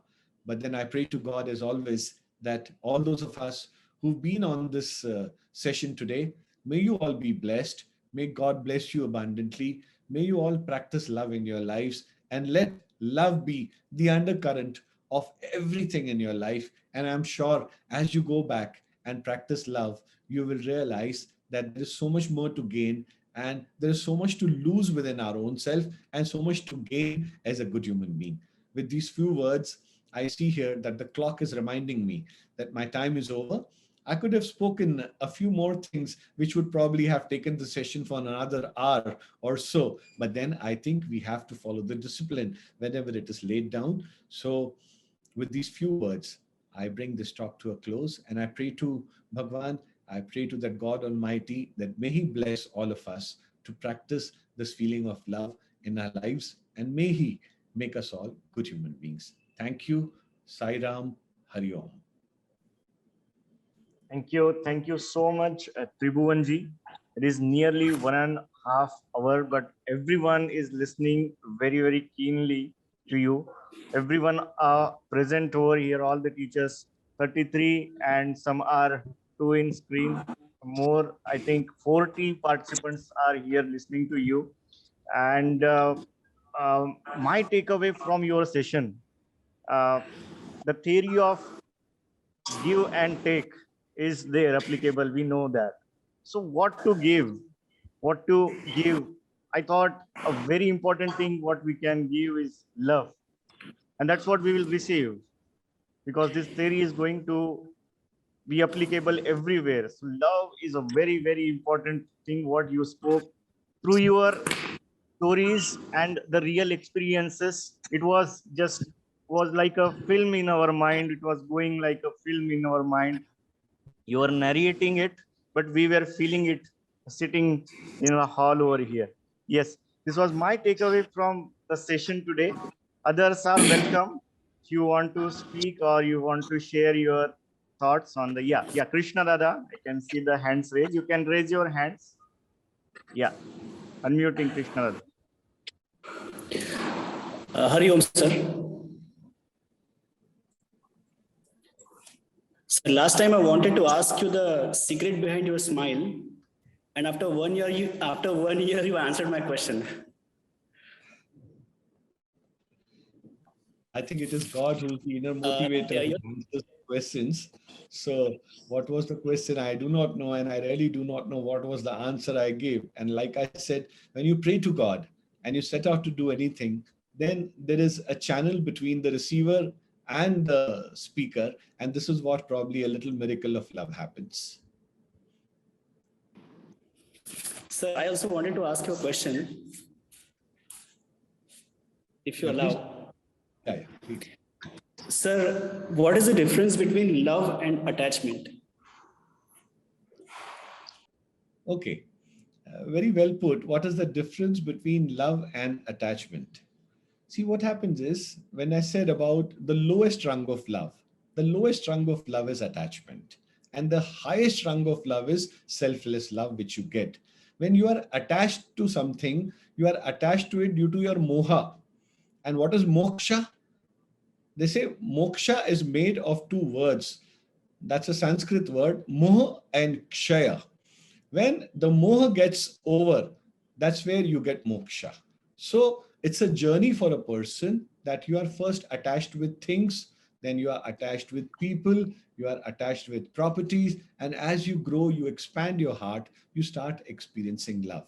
But each person has to has that feelings of attachment first in order to grow in love. But then unless and until you are able to grow in that feeling, and if you keep yourself attached only to things, properties and belongings only, you will probably be lagging behind in the lowest rung only. So this is a journey for each one of us, wherein we first get attached to things and then get detached to them and then start loving them.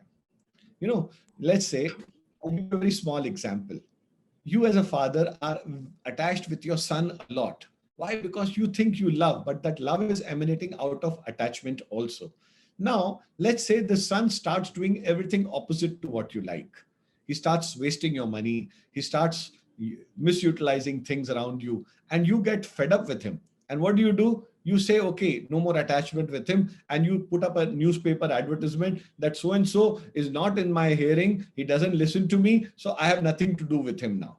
So now suddenly, even though he remains your son, but your attachment with him is no more there. Why? Because he's not following you. But one fine day, He starts following all what you want him to do. He becomes a good child. He starts serving you. Your love for him grows again. So again, this attachment is more in your mind and love is in your heart. That is how it can be understood.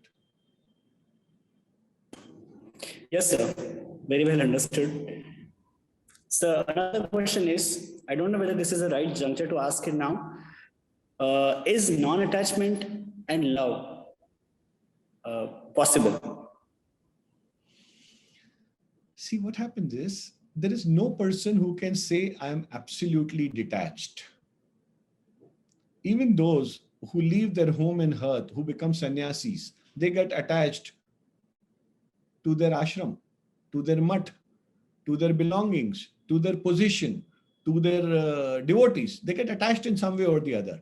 So, real attachment is wherein you live in the world, as Ramakrishna Paramhamsa would say it, you live in the world, yet you are out of it. So, what is an example of it? That the example is like a boat. The boat is in the water, but the water is not in the boat. So this is how you have to be, that you sit in the boat, but don't let the water of attachment get inside the boat. If the water gets into the boat, you will get sunk and you will become one in the world. So that love of God is the boat, which is there in the world, yet out of it. So each one of us has to inculcate and grow in that habit that the boat is in the world, but the boat is swimming in. This is how we have to be. Yes, I got that.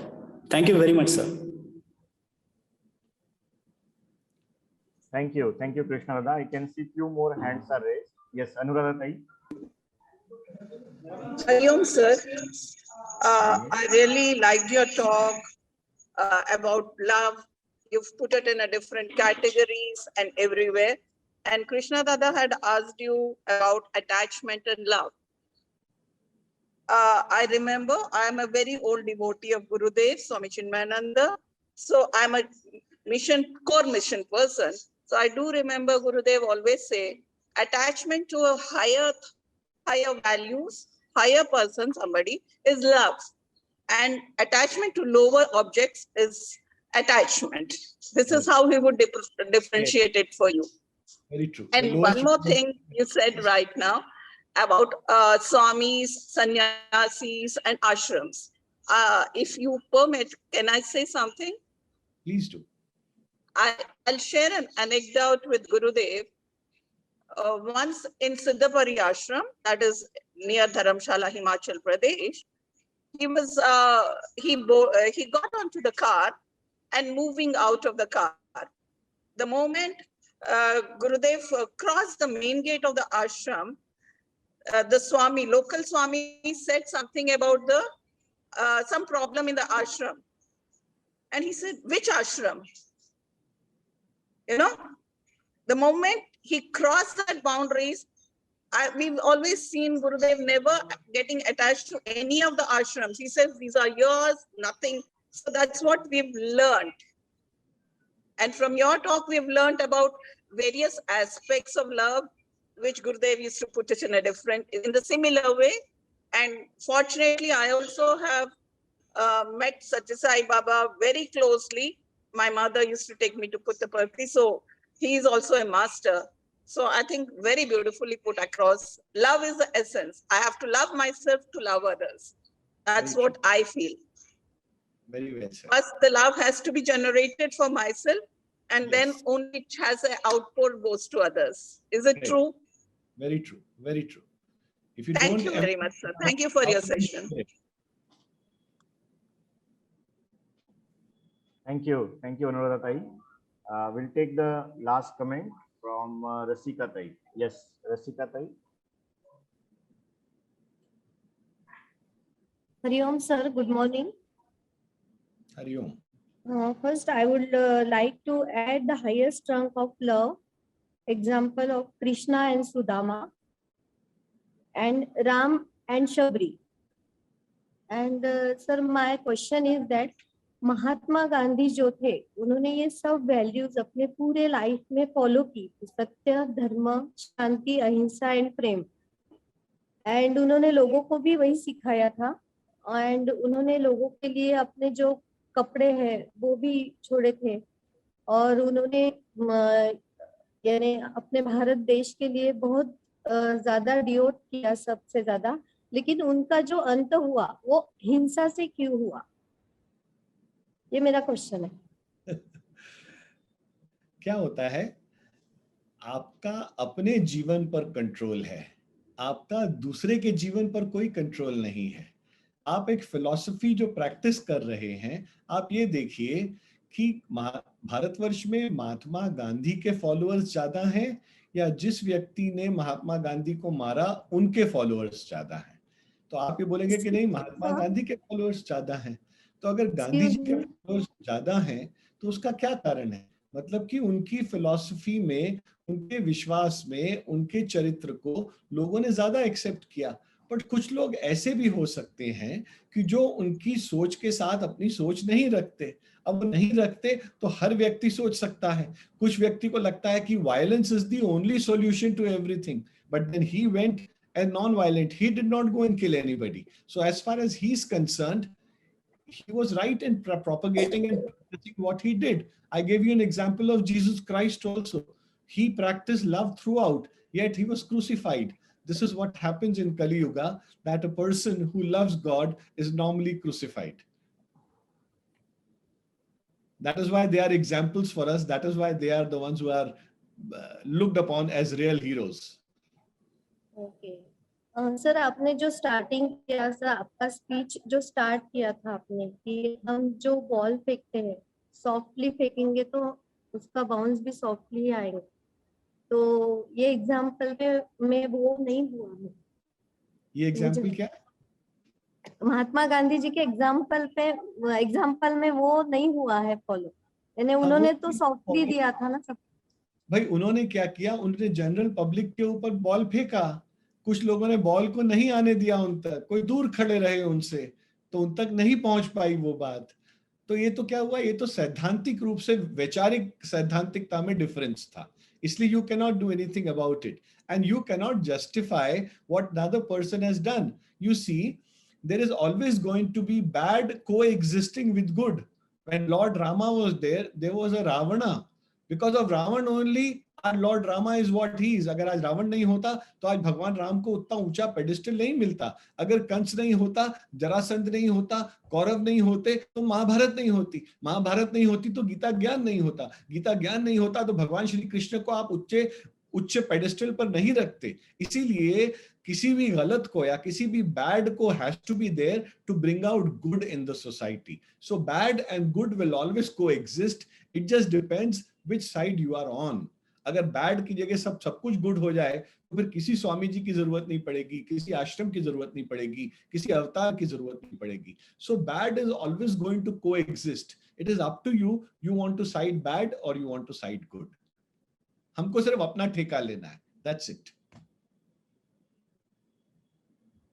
Okay, sir. My next question is that how we can maintain unconditional love with teenagers. Sir, हमको Please repeat your question. How we can maintain unconditional love with teenagers? With teenagers, ये तो सबसे easy है teenagers के साथ तो. See, teenagers are love hungry, and what is happening? उनके बच्चों के साथ में क्या हो रहा है कि बच्चे बड़े हो रहे हैं. When children are growing, their hormones are playing tricks on them. They don't understand things. They want only love and attention. The more love you give to them, the more attention you give to them, the more friendly they will become to you. Don't become boss-like on them. Don't try to dominate them. Instead, win over their confidence and just love them. Be a friend to them. When you be a friend to them, they will eat out of your hands. अगर मुझसे बोला जाए कि teenagers को handle करना हो तो teenagers को तो हैंडल करना सबसे अच्छा है, सबसे इजी है, क्योंकि वो विश्वास पर चलते हैं. उनका विश्वास जीतिए. एक बार विश्वास जीत लेंगे, उनका प्रेम जीत लेंगे, तो वो आपके लिए कुछ भी कर देंगे. Okay, thank you so much, sir. Yeah, thank you, Rasika Tai. Okay, we will have the final comment from Manoj Dada and then the closing comment by our Kishore Kulkarni ji, principal. Yes, last comment, Manoj Dada. Thank you, Lokil Dada. Hari Om, sir. Hari Om.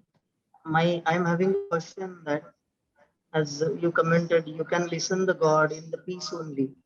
So it comes to my mind, what happened to the Arjuna when he is standing in the Kurukshetra and God gave him his darshana and all the knowledge of Srimad Bhagavatam. Then what is the peace? The peace is in your heart, or the peace what is around you? That is my question. Please repeat your question. I could not follow it fully. As you commented that you can listen the God in the peace only. Correct. So the example is Arjuna got the God and the knowledge of Srimad Bhagavad Gita on the Kurukshetra. Then where is the peace? Whether it is around you or inside the heart. See, we are not as lucky to be in place of Arjuna, where God himself created an environment where, in spite of so many soldiers, so many chariots, so many elephants, so many camels, so many horses making all kind of noises, imagine what kind of divinity would have played effect that Arjuna could only Arjuna could listen to what the words to Lord Krishna. Whatever Lord Krishna spoke, only Arjuna could listen. Nobody else could understand what was going on. And Gita did not happen as in 18 adhyayas as has been written in. That was written by Vedavyasa. Gita was spoken in a few words and the divine vision was given to Arjuna wherein he understood. So similarly, for us to reach that level of Arjuna, we have to first be in quietude, be in solitude, be in keeping your mind quiet. Because क्या होता है, जो मन है ना, इस मन के ऊपर षड रिपु के पक्षी बैठे हुए हैं. ये षड रिपु कौन सी है आपकी? काम, क्रोध, लोभ, मोह, मत्सर, ये सब आपके माइंड पे बैठ के ची ची ची ची ची ची ची का शोर मचा रहे हैं. अब इतना शोर मच रहा है, आपके माइंड में पीस है ही नहीं. तब उस पीस को कैसे लाया जाए? तो उस पीस के लिए बोला जाता है कि इस कलयुग में राम कृष्ण गोविंद माधव भजन करो, जोर जोर से ताली बजाओ. जब आप ताली बजाओगे, राम कृष्ण गोविंद माधव आप नाम लोगे, तो एक एक करके काम, क्रोध, लोभ, मोह, मत्सर के जो पक्षी हैं ये उड़ जाएंगे. जब ये उड़ जाएंगे तो what will remain is peace. And when the peace remains with you, close your eyes, meditate. And when you meditate, whatever God wants to tell you, he will tell in your ears. This is something which can only be experienced. It cannot be understood. पहले करें, वो कहते हैं ना, वो कौन सी एक example है कि ये मेलेडी टॉफी का स्वाद कैसा है, पहले खुद खाओ फिर जान जाओ. तो ये वो चीज है, जब तक आप खुद इसका टेस्ट नहीं करेंगे, आप दूसरे व्यक्ति को नहीं समझा पाएंगे. तो आप पहले इसका अनुभव करिए, सॉलिट्यूड में जाइए, एकांतवास में बैठिए, मन को शांत करिए, मेडिटेशन करिए, और फिर आप देखेंगे कि जो भगवान आपको बोलना चाह रहे हैं, जो आपकी बातों के उत्तर हैं, वो अपने आप स्वतः आपके हृदय से ही संचारित होकर के आपके मन मस्तिष्क तक आ जाएंगे. ये एक बहुत डीप स्पिरिचुअल एक्सपीरियंस होता है. जो भी यह करेगा उसको अपने आप भगवान साक्षात अनुभव देंगे. और ऐसा गीता में वचन है प्रभु का कि जो भी बाबा बोलते हैं, इसमें गीता में कृष्ण भगवान ने खुद ने कहा है कि the person who seeks this world, I'll give him this world. The person who seeks me, I shall give him myself. ये भगवान का गीता में वचन है कि जो दुनियादारी चाहता है उसको दुनिया दे देंगे, और जो भगवान को चाहता है, भगवान कहते हैं मैं अपने आप को उसको सर्वस्व दे दूंगा. आओ तो सही, प्रयास तो करो. जब हम प्रयास करेंगे तभी तो उसका फल मिलेगा. ठीक है? Thank you, sir. Yeah, very well explained all the answers. Thank you so much, sir.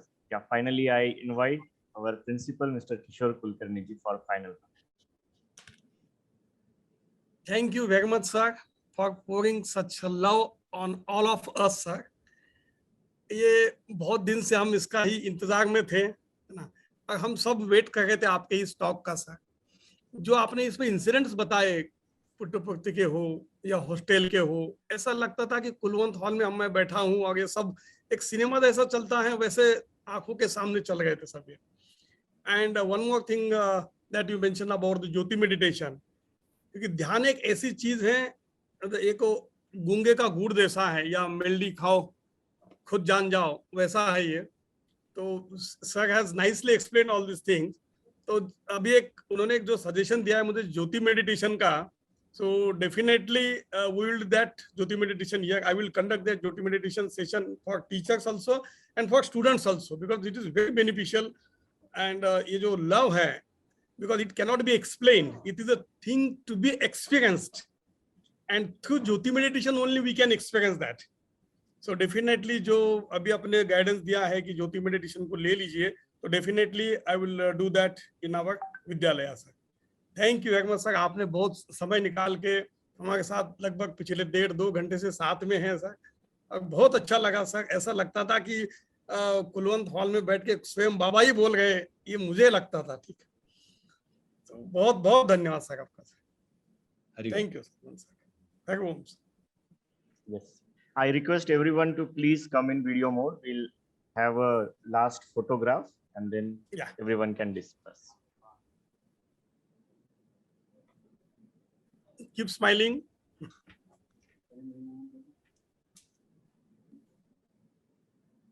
Yeah, thank you. Thank you, everyone. Let's end with Shanti Path. Yes. Let's end with Shanti Path. Om Purnamadam Purnamidam Purnat Purnamudachyate Purnasya Purnamadaya Purnameva Vashishyate. Om Shanti Shanti Shanti. Hari Om Shri Gurubhyo Namaha. Hari Om. Hari Om. Thank you so much. Thank you, sir. Hari Om.